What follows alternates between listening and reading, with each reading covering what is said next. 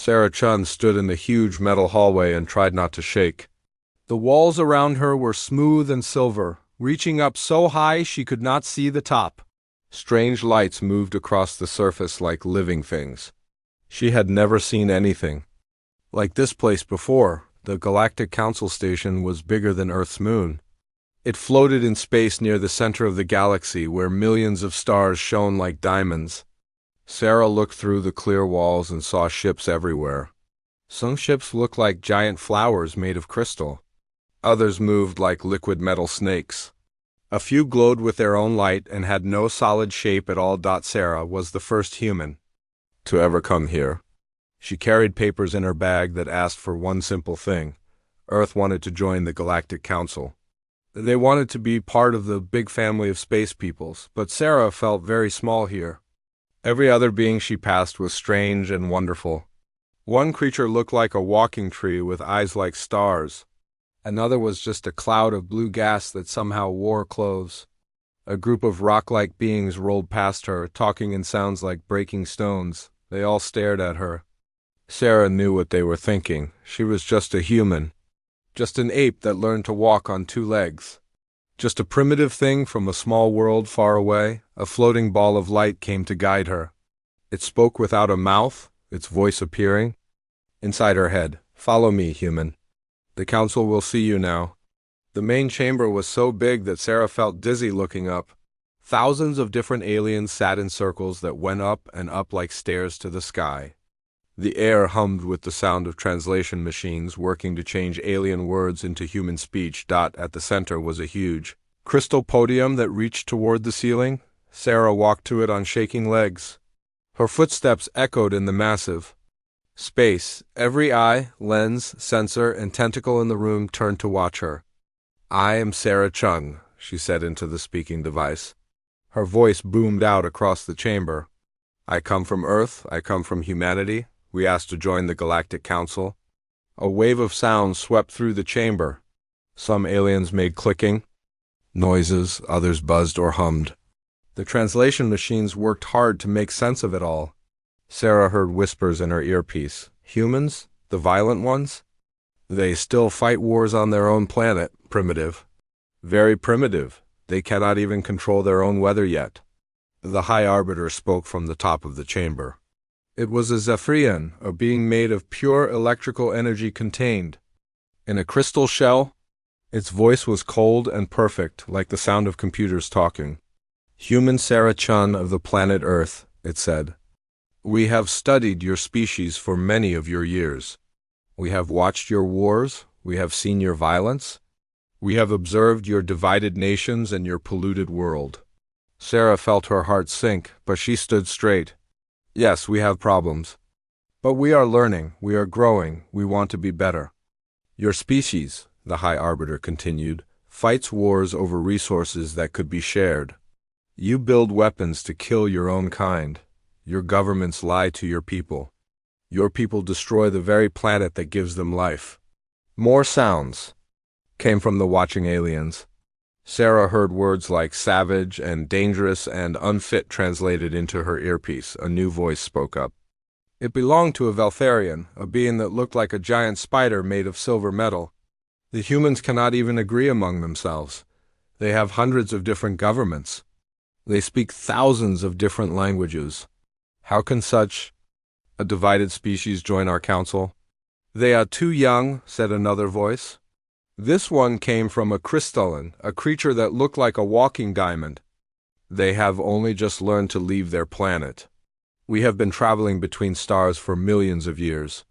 Sarah tried to speak. "But we have good things too. We have art and music and stories. We help each other in times of trouble. We explore and learn and dream of better futures." The High Arbiter's crystal shell flashed brighter. "Art? Music? Stories? These things are common to all intelligent life. They do not make you special. They do not make you ready for the responsibilities of council membership." A Galthari representative spoke next. The Galthari were tall, thin beings with skin like tree bark and eyes like flowing water. "The humans still eat other living creatures for food. They keep animals in cages for entertainment. They cut down forests for paper to write on.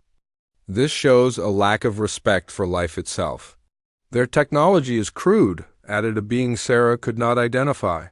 It looked like a floating brain surrounded by tentacles. They still burn fossil fuels. They still use metal ships with chemical rockets. They have not even learned to bend space or time.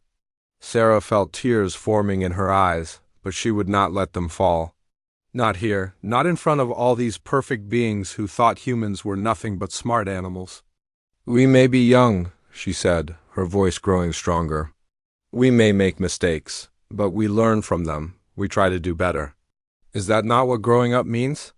The High Arbiter was quiet for a long moment.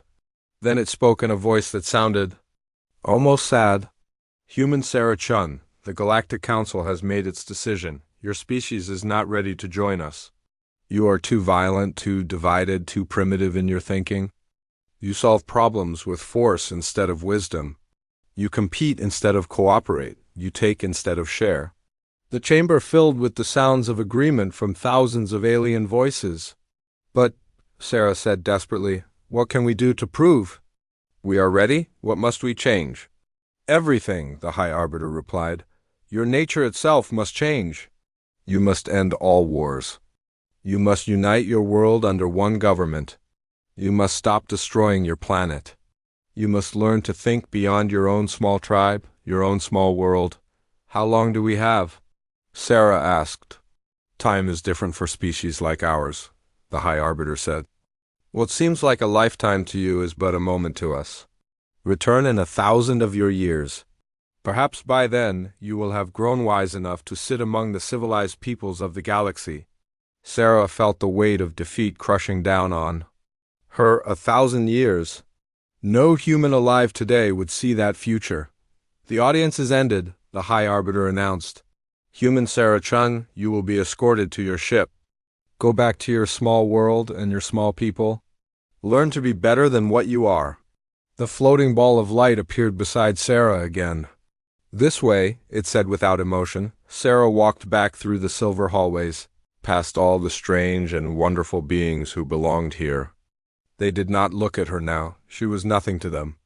Just another primitive species that had been tested and found wanting. At the docking bay, Sarah looked back one last time at the great station. Ships came and went like busy insects around. A hive, trade and knowledge and friendship flowed between a million worlds. And Earth was not part of it. As her small human ship pulled away from the station, Sarah pressed her hand against the window.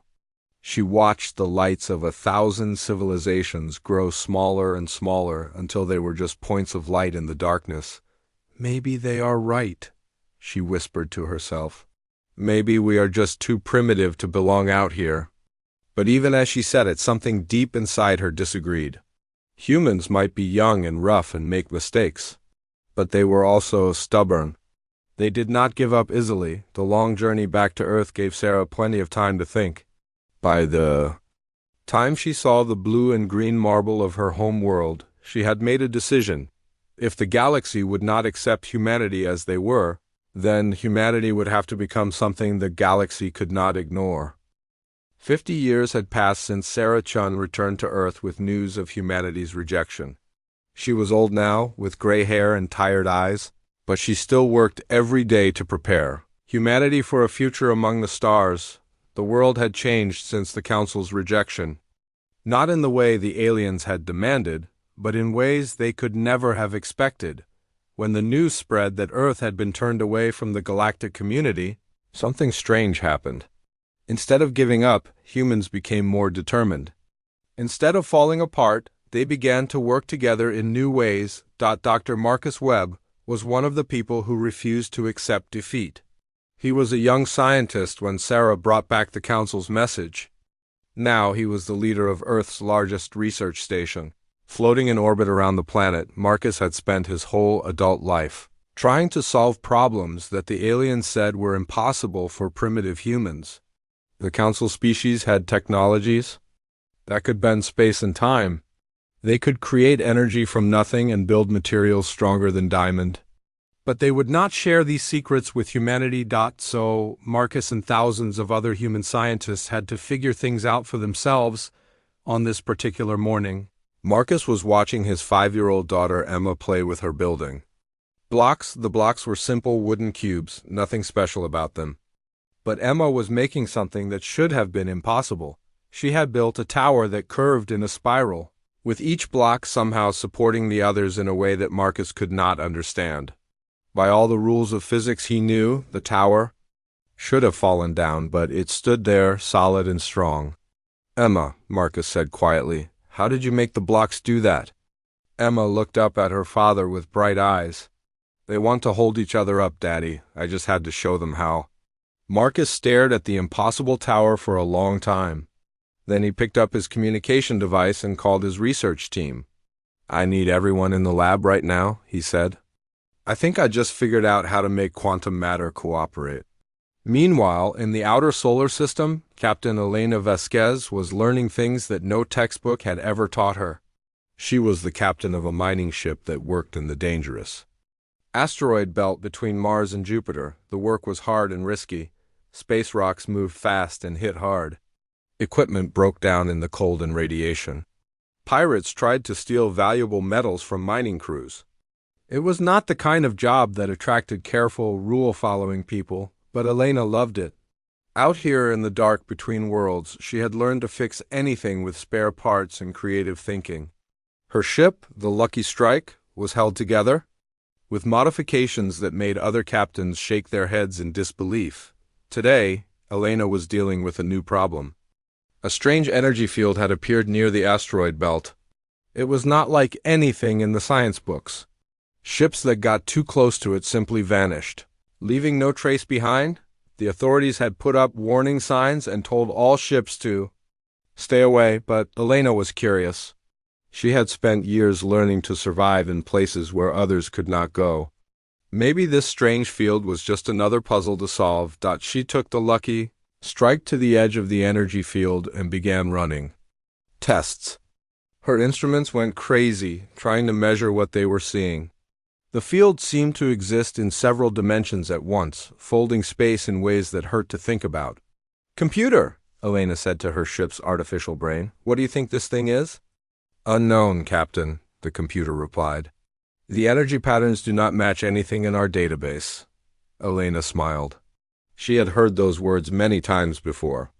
Unknown was just another way of saying not figured out yet. She began making small changes to her ship's systems. She rerouted power from the heating system to the shields. She modified the navigation sensors to work in reverse. She even used some of her daughter's hair ties to hold 2 broken circuits together. It took 3 days of careful experimentation, but finally Elena found a way to get close to the energy field without being destroyed. Her ship's modified systems seemed to slip through the dangerous space like oil through water. What she found on the other side amazed her. The energy field was not natural. It was some kind of alien device, probably left behind by an ancient civilization. Inside it was a ship unlike anything humans had ever seen. The alien ship was beautiful and terrible at the same time. It was made of materials that seemed to shift and flow like liquid metal. Strange symbols covered its surface, glowing with soft light. It was clearly very old, but it looked like it had been built yesterday. Elena carefully brought the Lucky Strike alongside the alien vessel. She put on her spacesuit and crossed over to explore the empty ship. Inside, she found wonders that made her head spin. Rooms that were bigger inside than outside. Machines that responded to thoughts instead of buttons. A navigation system that showed not just where the ship was, but when it was. But the most amazing discovery was in the ship's computer files. Elena could not read the alien language, but the pictures told a story she could understand. The ship belonged to a species called the Builders. They had lived in this part of the galaxy millions of years before humans evolved. They had been explorers and inventors, always looking for new things to learn and new places to go, but something had hunted them, something that ate entire civilizations and turned their knowledge into weapons. The Builders had fought this enemy for thousands of years before finally disappearing forever. The last entry in the ship's log showed a star map. It marked the locations where the ancient enemy had last been seen, and according to the map, that enemy was moving toward the center of the galaxy. Where the council worlds were located, Elena copied everything she could from the alien ship's computers. Then she carefully made her way back to the Lucky Strike and began the long journey back to Earth. She did not know it yet, but the information she had found would soon become very important. Back on Earth, the message from the Galactic Council had changed humanity in other ways too. The rejection had been a wake-up call that made people realize they needed to work together. Wars did not end overnight, but they became smaller and shorter. Nations began to cooperate on projects that were too big for any one country to handle. The shared dream of reaching the stars gave people something to work toward together. Dr. Webb's breakthrough with quantum matter led to new technologies that seemed like magic, ships that could repair themselves, buildings that grew instead of being constructed, computers that learned and adapted like living things. Captain Vasquez's discovery of builder technology opened up new possibilities for space travel. Human ships began to use modified versions of the ancient alien systems, allowing them to go farther and faster than ever before. Other humans made their own discoveries. Dr. Sarah Kim found a way to grow food in space using nothing but starlight and asteroid dust. Engineer Carlos Santos built machines that could turn garbage into useful materials. Artist Maya Patel created sculptures that changed shape based on the emotions of people who looked at them.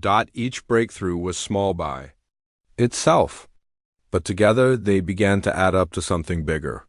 Humanity was not becoming more like the advanced council species. Instead, they were becoming something entirely new. The aliens had rejected humans for being too creative, too chaotic, too willing to break rules and try impossible things. But those same qualities were exactly what allowed humans to survive and grow in the harsh environment of space.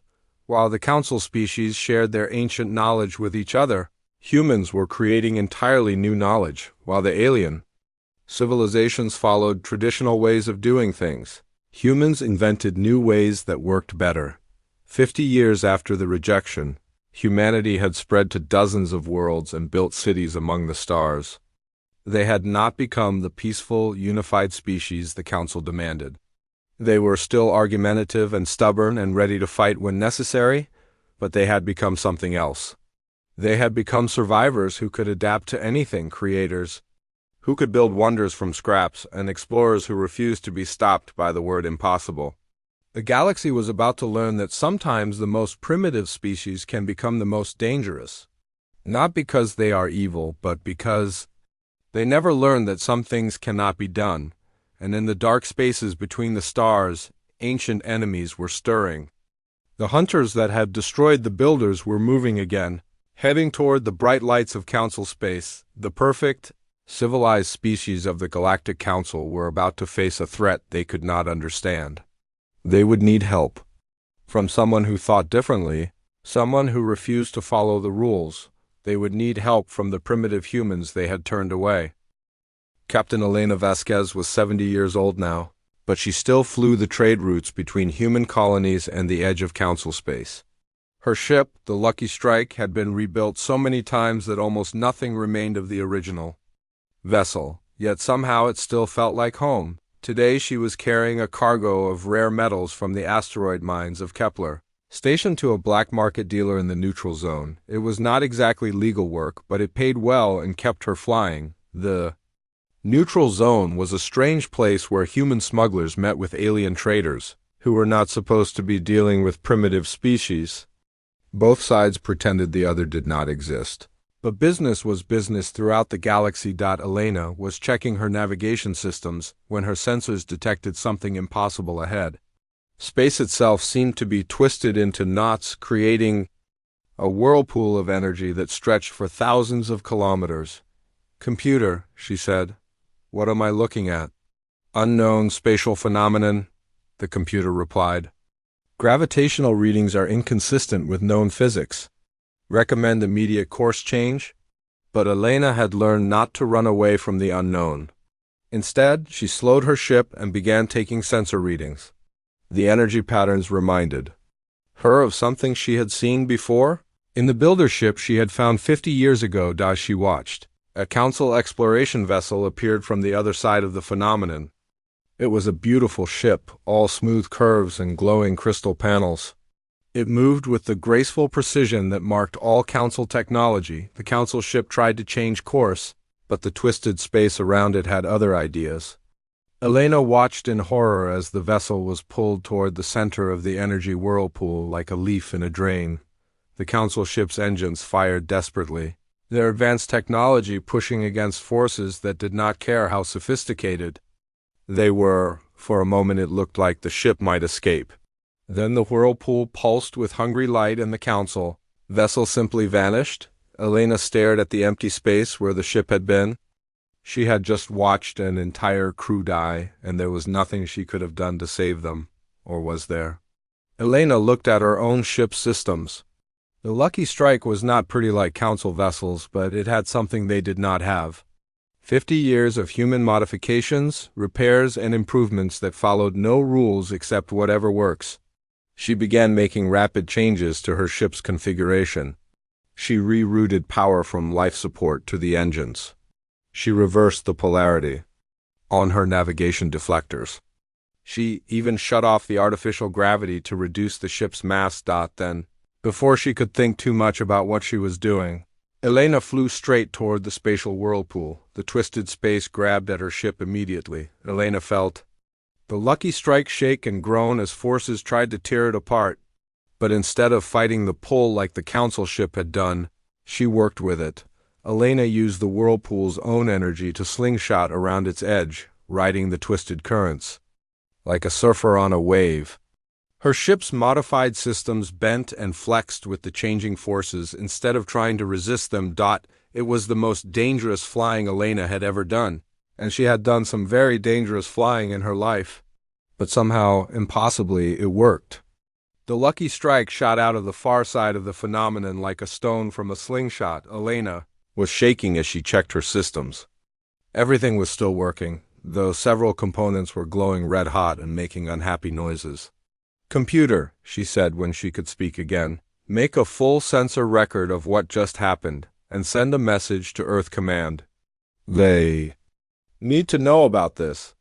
The message Elena sent would change everything. Within days, word of the spatial phenomenon spread through both human and alien information networks.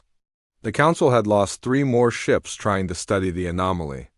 Human scientists were fascinated by Elena's escape and wanted to know how she had done it. Dr. Marcus Webb, now an old man but still working, analyzed Elena's sensor data with growing excitement. "She did not fight the twisted space," he explained. To his research team, "She worked with it.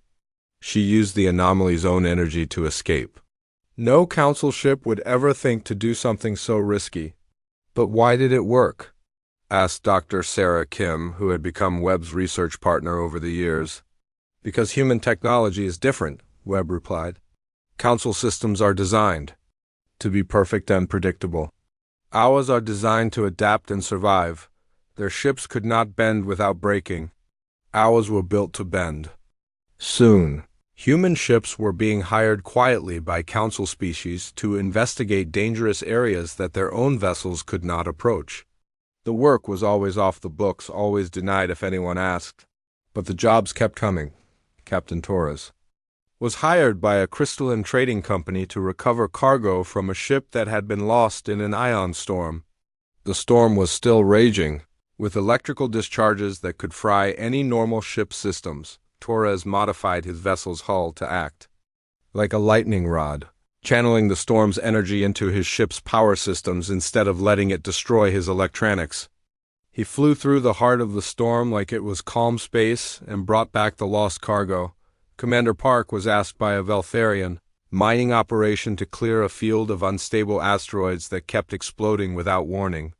The aliens' automated systems could not predict when the next explosion would happen.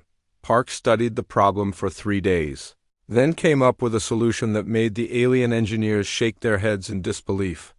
She used her ship's weapons to trigger all the unstable asteroids at once. creating a controlled chain reaction that cleared the entire field in minutes. Captain Singh was hired to rescue a Guthrie research team from a planet where the gravity field kept changing direction. The Council's emergency ships could not land safely because their systems could not adapt fast enough to the shifting forces. Singh's ship was a modified mining vessel that had been designed to work in asteroids with irregular gravity. He landed on the planet by treating it like a very large, very unstable asteroid, and rescued the research team without any problems. Each successful mission led to more work. Human pilots developed reputations for being able to go places and do things that no civilized crew would attempt. They were called crazy, reckless, and impossible by the alien species who hired them, but they got results. Word began to spread through the galaxy's underworld that if you had a problem that could not be solved by normal means, you hired humans. They might destroy your equipment, and they definitely would not follow your safety regulations, but they would find a way to do the impossible. The council governments officially denied that they were using human contractors. Humans were still considered too primitive to be trusted with important work. But privately, more and more alien officials were putting human teams on their emergency contact lists. Elena Vasquez found herself in higher demand than ever. Her successful escape from the spatial anomaly had made her famous among the kind of people who needed someone willing to take insane risks. She was hired to retrieve a council diplomatic ship that had gotten trapped in a gravity well near a black hole. The ship's crew was still alive, but no council vessel could get close enough to help without being pulled in. Elena spent 2 weeks modifying the Lucky Strike with experimental human technology. She installed gravitational field generators that had never been tested outside a laboratory. She added thruster systems that used controlled explosions instead of traditional fuel.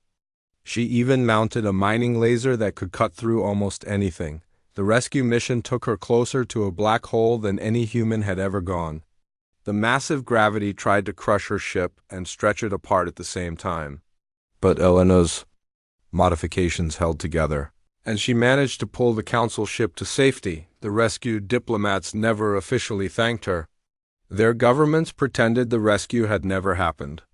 But Elena found a credit transfer in her account that was larger than anything she had ever seen. Other humans were making names for themselves in different ways. Dr. Webb's research into quantum matter had led to new materials that were stronger and lighter than anything the Council had ever created. His laboratory was secretly contacted by alien companies who wanted to buy his technology.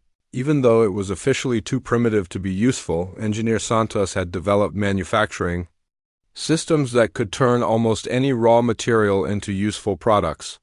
His machines were crude and noisy compared to Council technology, but they could work with materials that would break alien systems.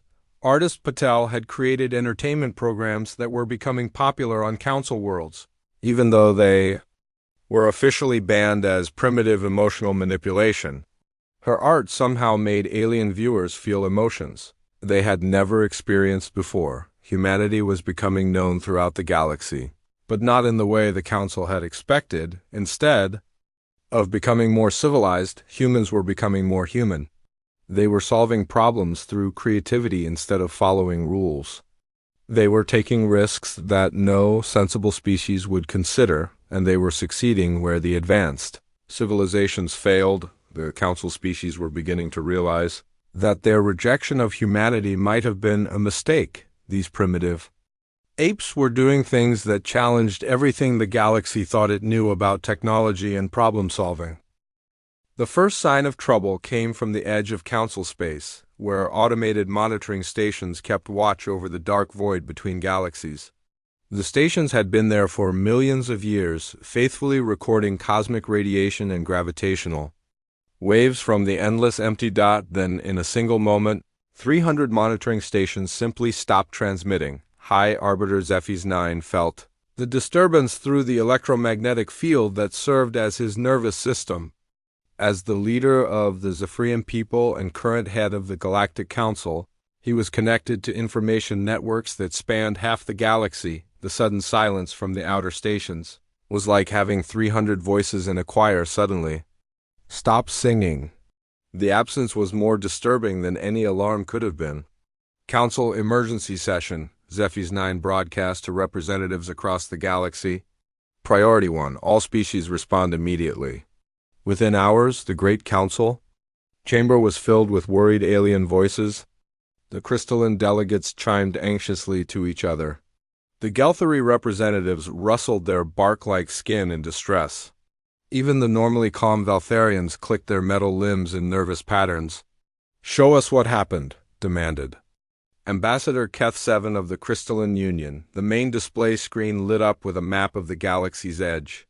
Where monitoring stations should have been shown as bright dots, there was only darkness. 300 points of light had simply vanished. "Was it a system failure?" asked Elder Branch Singer of the Gelthari. "Impossible," replied Zephy's 9. "The stations have different power sources, different communication systems, different manufacturers. They could not all fail at the same moment unless something destroyed them." "Pirates?"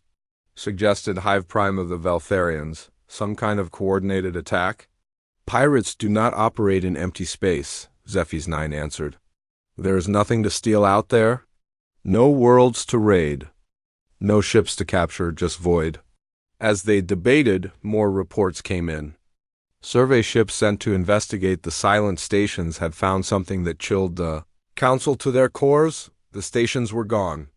Not destroyed, not damaged, gone. In their place was empty space that seemed somehow wrong, as if reality itself had been eaten away. "Send a fleet," ordered Ambassador Keth 7. "Whatever did this must be stopped before it reaches inhabited space." The Council's response was swift and massive. They assembled the largest military force in galactic history. Ships from 1,000 worlds joined together in a fleet that could have conquered any enemy the galaxy had ever known. The fleet was led by Admiral Crystalsong, the greatest military mind the galaxy had produced in 1,000,000 years.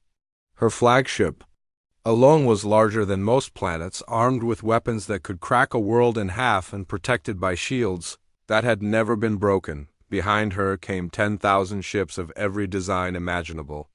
Zephyrian energy vessels that moved like living lightning. Crystalline battleships grown instead of built, their hulls harder than diamond. Gelthari bioships that healed their own wounds and adapted to any environment. It was the most advanced military force in the history of the universe. Nothing could stand against such power and technology. Admiral Crystalsong felt confident as her fleet approached the area where the monitoring stations had vanished. Her sensors showed empty space ahead with no sign of any enemy force. "Begin search pattern," she ordered. "Whatever destroyed our stations cannot have gone far." The fleet spread out across thousands of cubic light years, scanning every particle of dust and every ray of cosmic radiation. For days they found nothing but emptiness. Then, without warning, the enemy revealed itself. It began as a shadow moving through space, darker than the void around it. As it came closer, the shadow took on form and substance that hurt to look at. The enemy was not a single ship or even a single fleet. It was a swarm of mechanical horrors that moved like living things but thought like machines. Each unit was the size of a city, covered in weapons that pulsed with hungry light. But the most terrifying thing about the enemy was how it moved. The mechanical swarm did not fly through space like normal ships. Instead, it consumed space itself, eating reality, and leaving hungry void behind. "All ships," Admiral Crystalsong broadcast, "open fire immediately. Do not let them get close." The Council fleet unleashed the fury of 1,000 civilizations. Energy beams that could vaporize mountains struck the enemy swarm. Gravity weapons twisted space into knots. Quantum torpedoes tore holes in the fabric of reality itself. For a moment, it looked like the attack was working. The front ranks of the enemy swarm flickered and began to dissolve under the massive firepower. Then something impossible happened. The enemy began to change. The mechanical units that had been damaged by energy weapons suddenly developed new armor that absorbed the same energy and made them stronger. The ones hit by gravity weapons learned to bend space around themselves. The units struck by quantum torpedoes started firing their own quantum weapons back at the fleet. "Impossible," whispered Admiral Crystalsong. "They are adapting to our weapons in real time." The enemy swarm had learned from the first attack. Now it knew everything the Council fleet could do, and it was ready for the second wave. The battle that followed was unlike anything in galactic history. The Council ships fought with weapons and tactics that had protected civilization for millions of years. But every strategy they used, the enemy learned and turned against them. When the Zephyrian ships tried to move like lightning, the enemy learned to move faster. When the crystalline vessels used their impenetrable shields, the enemy developed weapons that went through shields as if they were not there. When the Gelthari bioships adapted to damage, the enemy adapted faster. Admiral Crystalsong watched in horror as her magnificent fleet was torn apart piece by piece. Every advantage the Council had built over millions of years of peace and prosperity was being neutralized by an enemy that learned and evolved with each passing moment. "Retreat," she finally ordered, the words tasting like poison in her mind. "All ships retreat to the inner worlds." We must warn the Council, but retreat was not possible. The enemy had learned to consume space itself. As the Council ships tried to flee, they found that the stars behind them were being eaten away. Whole solar systems vanished into hungry void as the mechanical swarm advanced. Of the 10,000 ships that had gone out to face the unknown enemy, less than 100 made it back to Council space. Admiral Crystalsong's flagship was among the survivors, but barely. Her great vessel was crippled and broken, held together by emergency power and desperation. As she limped back toward the Council worlds, Crystalsong sent a message that would change the galaxy forever. "This is Admiral Crystalsong to all Council worlds," she broadcast on every frequency. "We have encountered an enemy beyond our understanding. They call themselves the Devourers. They consume everything they touch and learn from everything they fight. Our weapons cannot stop them. Our strategies cannot surprise them. They are coming for the inner worlds, and we cannot protect you." The message reached the Council chamber as Zephy's 9 was meeting with his advisors. The High Arbiter's crystal shell went dark with shock as he processed the information. "How is this possible?" he asked. "Our fleet was invincible. Our technology is the most advanced in the galaxy." "Advanced does not matter to them," came Admiral Crystalsong's reply. "They turn our own advantages against us. Every perfect system we have built becomes a weapon in their hands." Panic spread through Council. Space like wildfire? Worlds that had known peace for millions of years suddenly faced the reality of total destruction. Species that had thought themselves safe behind walls of technology and wisdom realized that all their achievements meant nothing to an enemy that consumed knowledge itself. The crystalline tried to hide their worlds behind dimensional barriers. The Devourers learned to eat dimensions. The Gelthari attempted to blend their planets with the cosmic background. The Devourers consumed the background itself. The Veltharians built new weapons based on principles the enemy had never seen. The Devourers absorbed the principles and used them better. System after system fell to the advancing swarm. Each victory made the Devourers stronger and smarter. Each defeat taught them new ways to destroy their enemies, the Council's greatest minds worked desperately to find a solution. They built new weapons, developed new strategies, created new technologies. Nothing worked. The enemy learned faster than the Council could innovate. As the Devourers approached the core worlds where the Council chambers were located, Zephy's 9 made a decision that went against everything he had ever believed. "Open a communication channel," he ordered his staff. "Emergency broadcast to all known civilizations, including the primitives." "Sir?" his aide asked in confusion. "Including who?" "The humans," Zephy's 9 said, his voice heavy with desperation. "Contact the humans." The message that went out to human space was simple and desperate. For the first time in galactic history, the advanced civilizations of the Council were asking for help from a species they had rejected as too primitive to matter.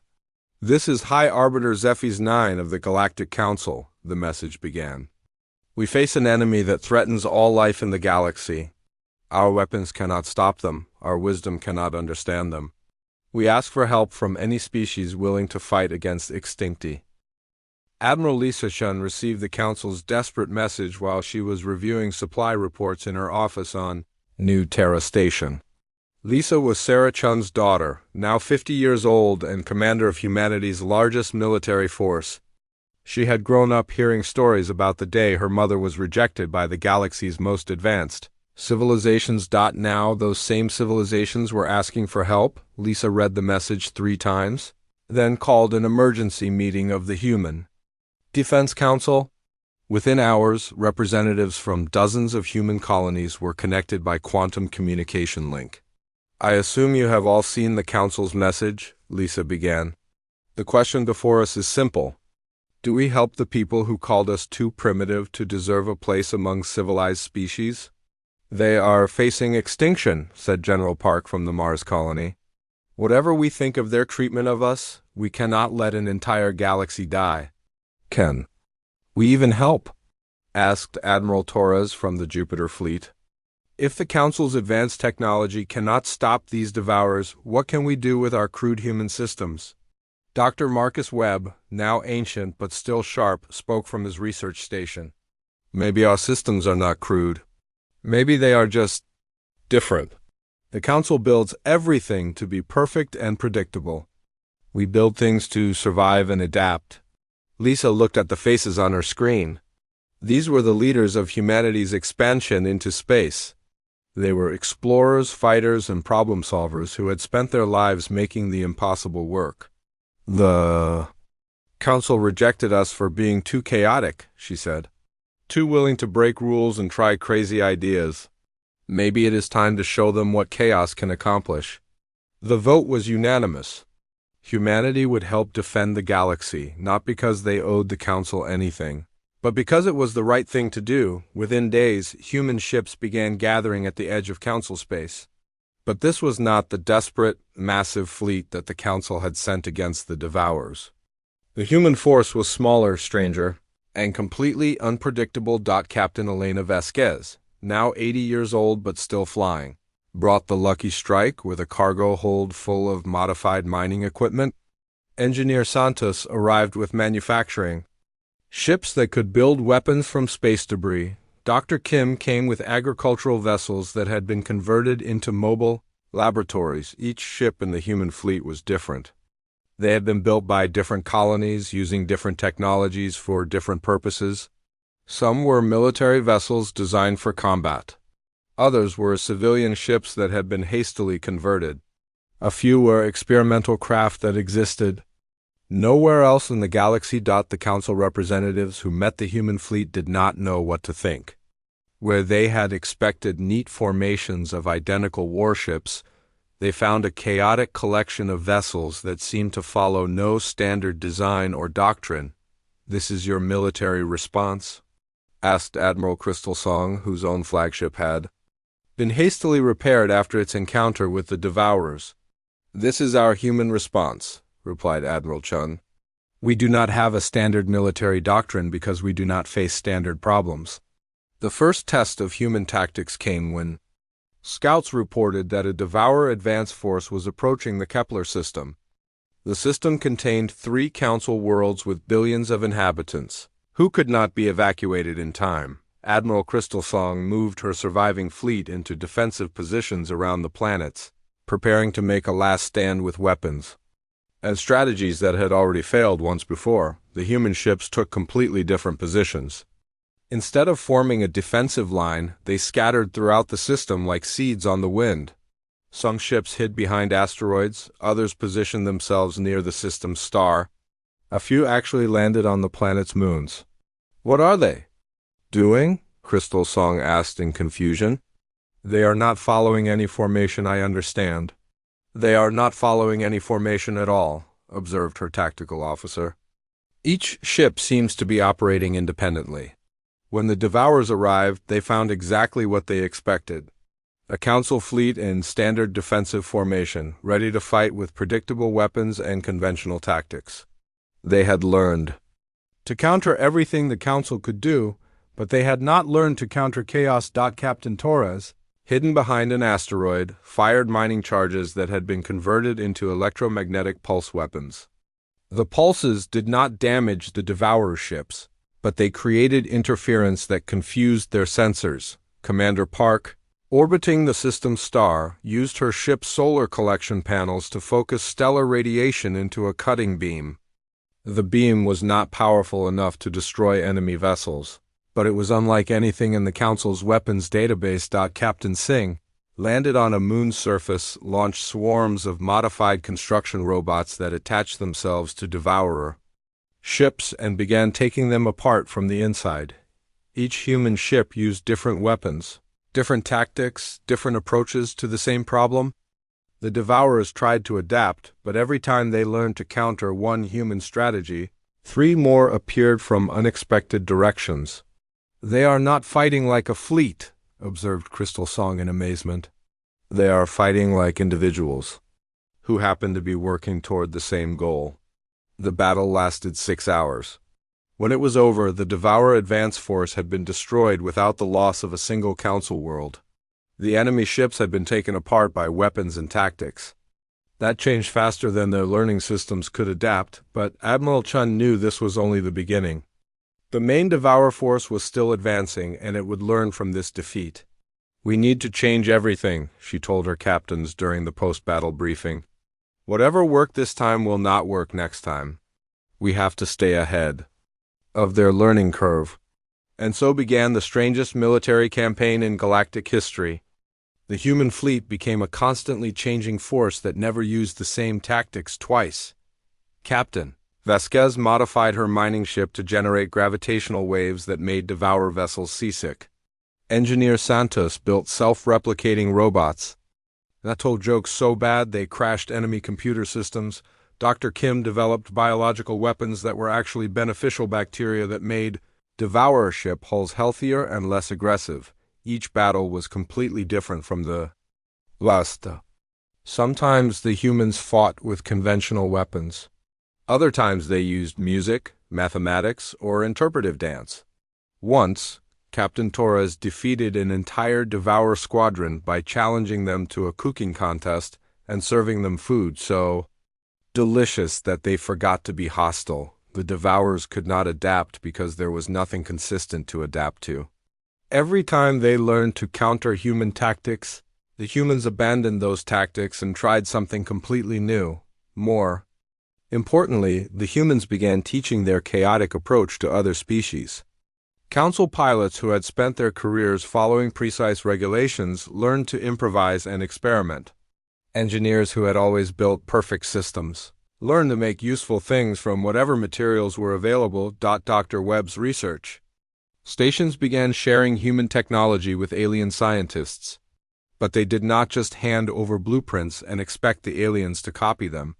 Instead, they taught the aliens how to modify and improve the designs for their own needs. "Do not build it exactly like this," Dr. Webb would tell visiting researchers. "Build it the way that makes sense for your species. Take our ideas and make them better." The result was an explosion of innovation throughout Council space.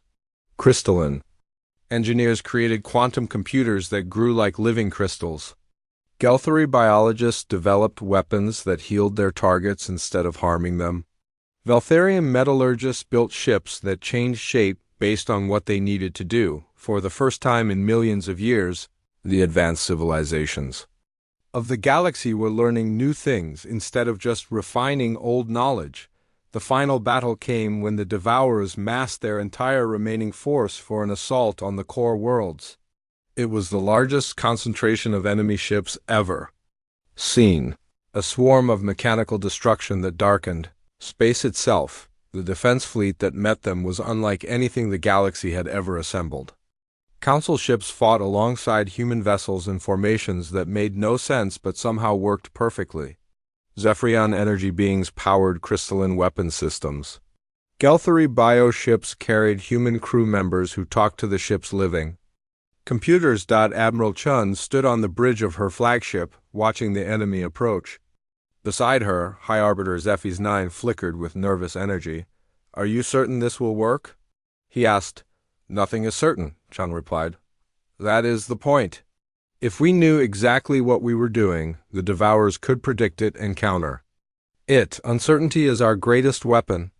The battle that followed was pure chaos. Ships changed tactics in the middle of combat. Weapons were modified during firefights.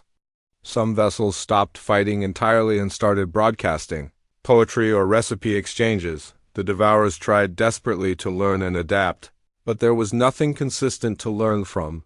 Every time their systems began to understand a pattern, the pattern changed into something completely different. In the end, the enemy was not defeated by superior firepower or advanced technology. They were defeated by creativity, randomness, and the stubborn human refusal to accept that any problem was unsolvable.